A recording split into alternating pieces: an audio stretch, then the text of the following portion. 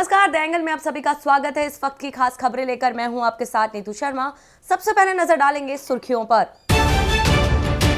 भगोड़े विजय माल्या को बड़ा झटका, लंदन की अदालत ने खारिज की भारत प्रत्यर्पण के खिलाफ दायर याचिका।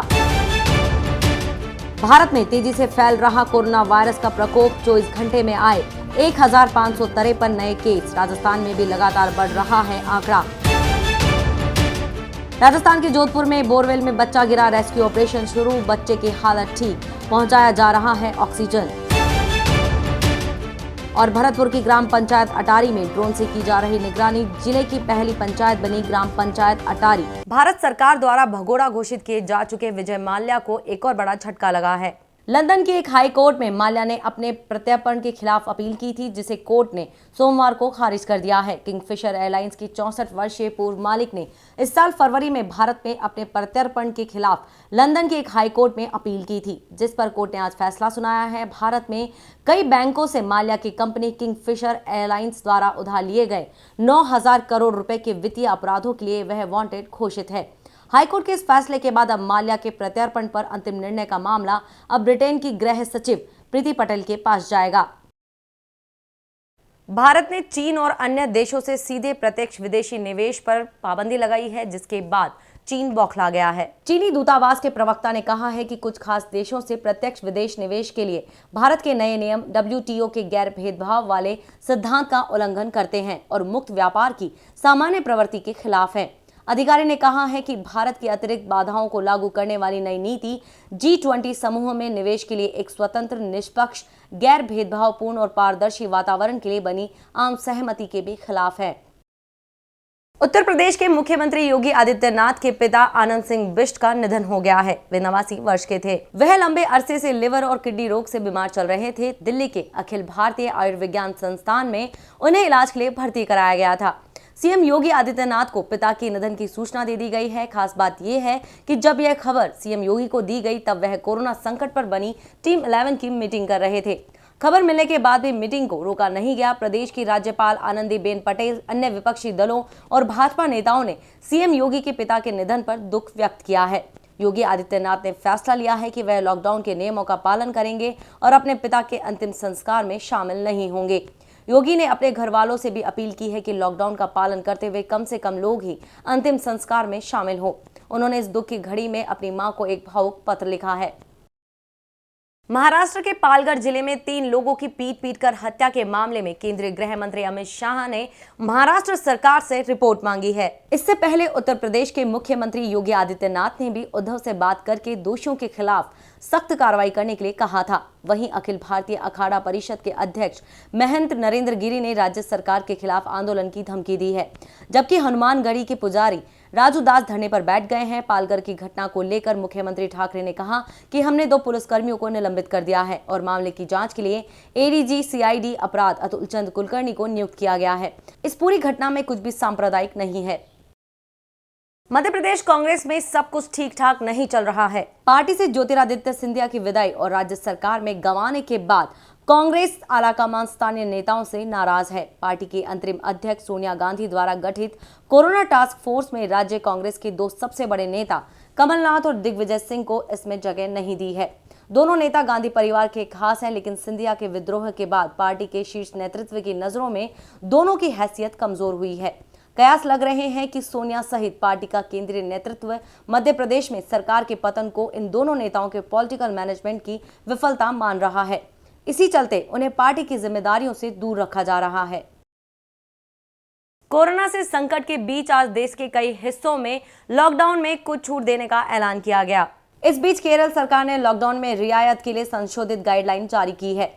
इसके चलते गृह मंत्रालय ने नाराजगी जाहिर करते हुए केरल सरकार को खत लिखा है। वहीं केरल सरकार ने लॉकडाउन के दिशा निर्देशों में ढिलाई से इनकार किया है। गृह मंत्रालय की ओर से लिखे गए खत में कहा गया कि केरल सरकार ने लॉकडाउन दिशा निर्देशों की संशोधित गाइडलाइन जारी की है।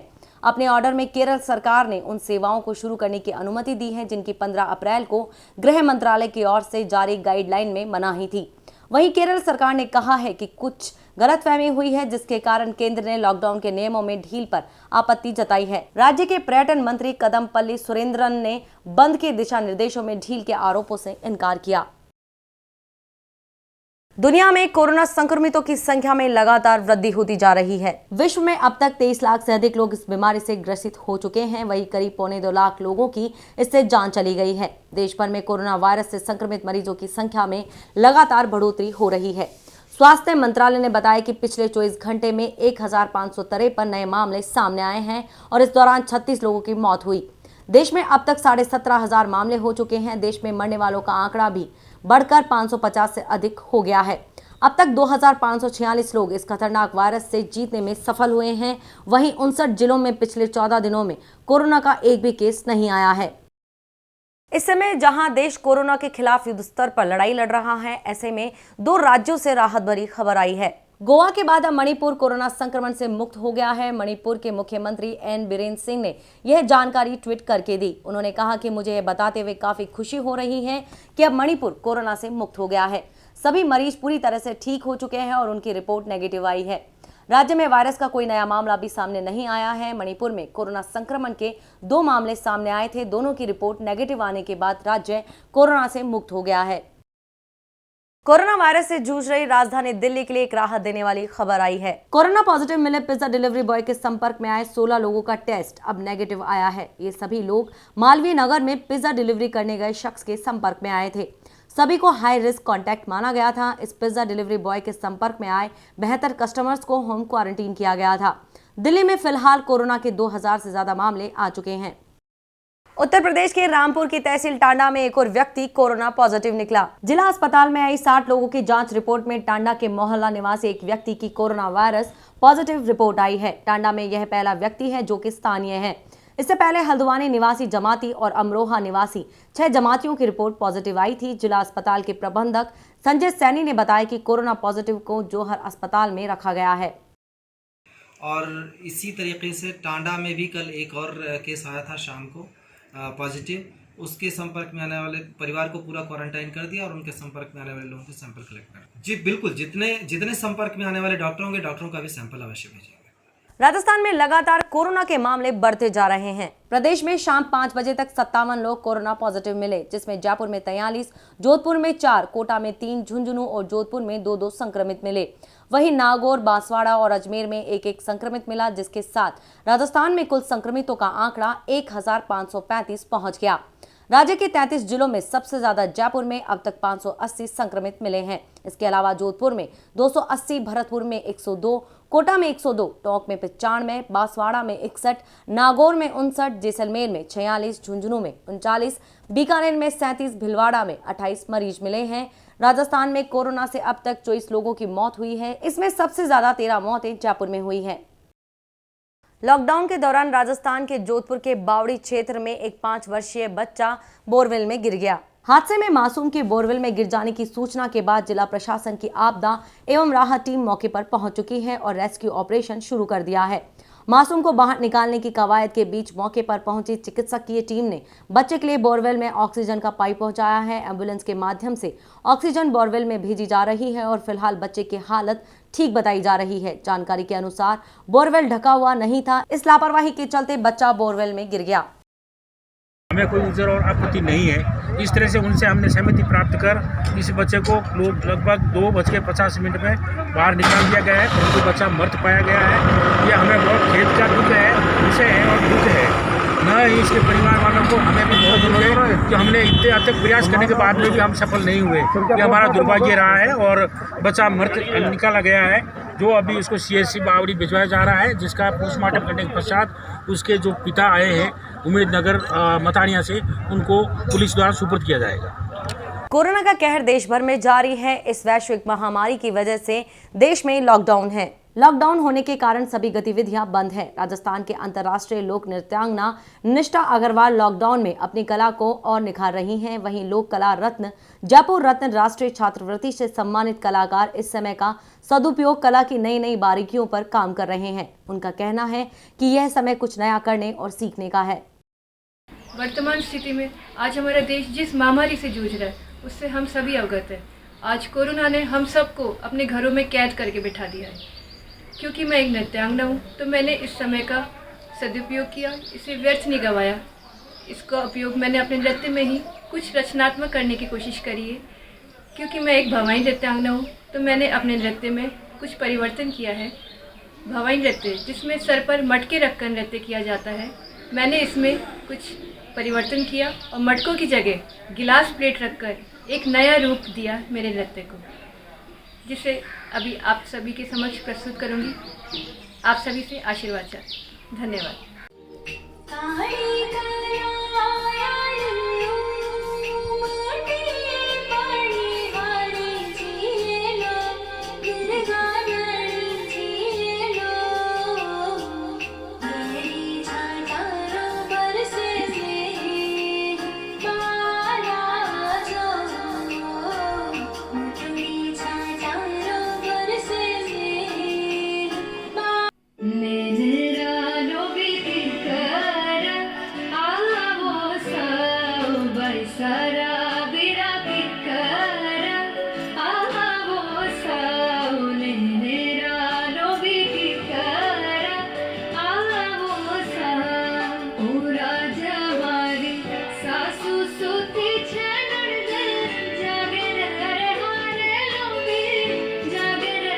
प्रदेश में कोरोना मरीजों की संख्या में वृद्धि हो रही है।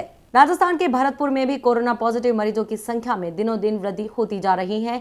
लॉकडाउन को और सख्ती से लागू करने के लिए ग्राम पंचायत अटारी में ड्रोन कैमरों से निगरानी की जा रही है। ग्राम पंचायत अटारी जिले की पहली पंचायत जहां ड्रोन से निगरानी की जा रही है। अटारी के सरपंच अंकित मान सिंह ने कहा कि गांव में ड्रोन की मदद से पूरी सतर्कता बरती जा रही है। कोरोना संक्रमण से बचाव के लिए शंखवाली ग्राम पंचायत के सहयोग से पूरे गांव को सैनिटाइज किया गया। सरपंच प्रतिनिधि खेत सिंह राजपुरोहित ने बताया कि कोरोना से प्रत्येक ग्रामीण को बचाने के लिए हर गली, बाजार, विद्यालय सहित सभी जगह हाइपोक्लोराइड का छिड़काव कर सैनिटाइज किया गया। इस दौरान ग्रामीणों ने सरपंच प्रतिनिधि खेत सिंह राजपुरोहित का आभार व्यक्त किया। खेत सिंह राजपुरोहित ने बताया कि ग्राम पंचायत शंखवाली के ग्रामीण खुद ही जागरूकता का परिचय दे रहे हैं, फिर भी पूरी सतर्कता बरती जा रही है। राजस्थान में जयपुर, करौली, दौसा सहित कई स्थानों पर अंधड़ आया और हल्की से तेज बरसात हुई। जयपुर जिले के शाहपुरा में एक पेड़ पर बिजली गिर गई, जिससे पेड़ में आग लग गई। वहीं जयपुर में 58 किलोमीटर प्रति घंटा की रफ्तार से हवा चली। मौसम विभाग के अनुसार 23 अप्रैल को बीकानेर, जोधपुर, अजमेर, भरतपुर और जयपुर संभाग में कुछ स्थानों पर हल्की बरसात हो सकती है। विभाग का कहना है कि पश्चिमी विक्षोभ के असर के कारण मौसम में यह बदलाव आया है।